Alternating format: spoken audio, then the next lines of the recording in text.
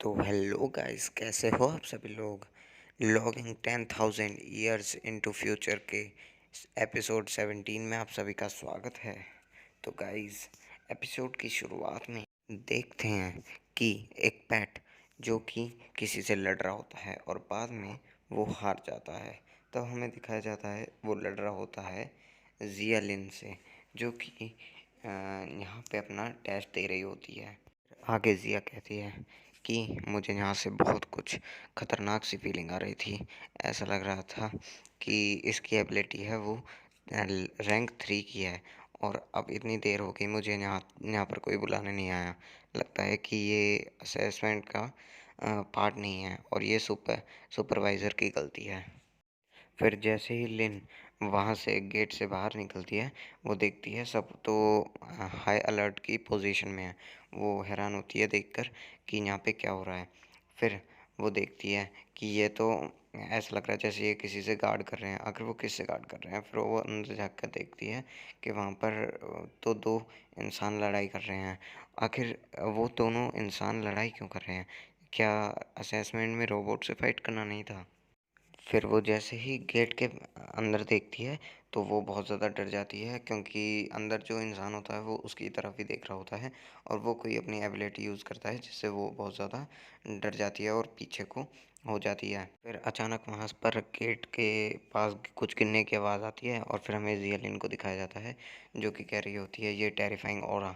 मुझे तो ऐसा लग रहा था जैसे कि उसने मेरा दिल पकड़ ही लिया हो, और उसका ऑरा बहुत ज़्यादा टेरिफाइंग था। तभी वहाँ पर अनाउंसमेंट होती है, जिसके बाद हमें बताया जाता है कि मेजर जॉन और कर्नल क्विंग ये आ चुके हैं।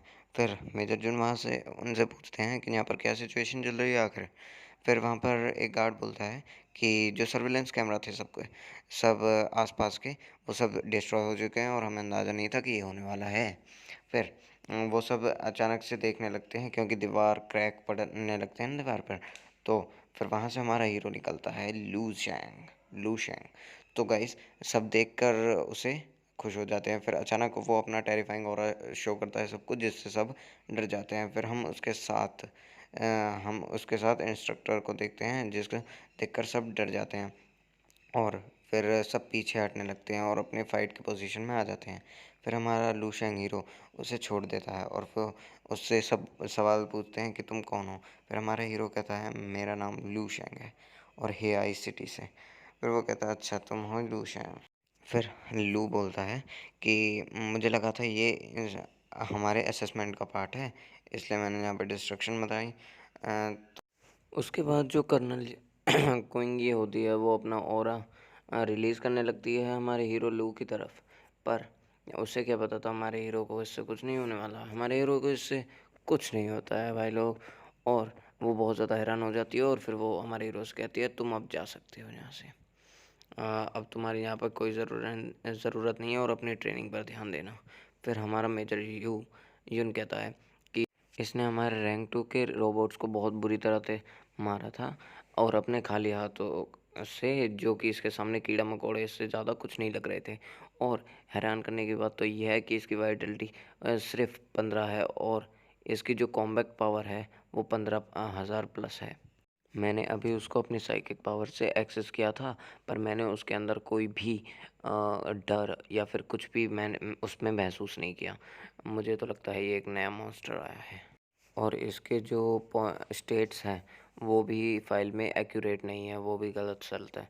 और वो हमको लगता है इसे जियालिन के साथ ही हमें प्रायोरिटी देनी पड़ेगी और इस साल के इलेक्शन बहुत ज़्यादा खतरनाक होने वाले हैं।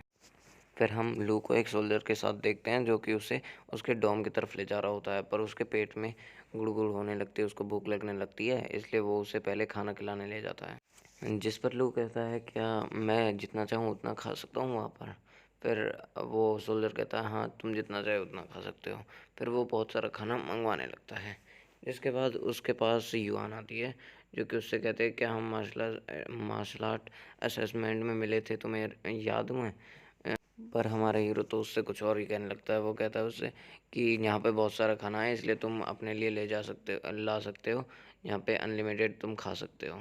फिर युआन अपने मन में बोलती है कि ए बेवकूफ़, जब यहाँ पे अनलिमिटेड है तो मैं तुम्हारे में से ही क्यों खाऊंगी। तुम तो अपने खाने को ऐसे प्रिटेंड कर रहे हो जैसे मैं तुम्हारे चुरा लूंगी खाने को। फिर हमारा हीरो कहता है मुझे तो लगा था कि बाई सिटी से सिर्फ मैं ही भेजा गया था।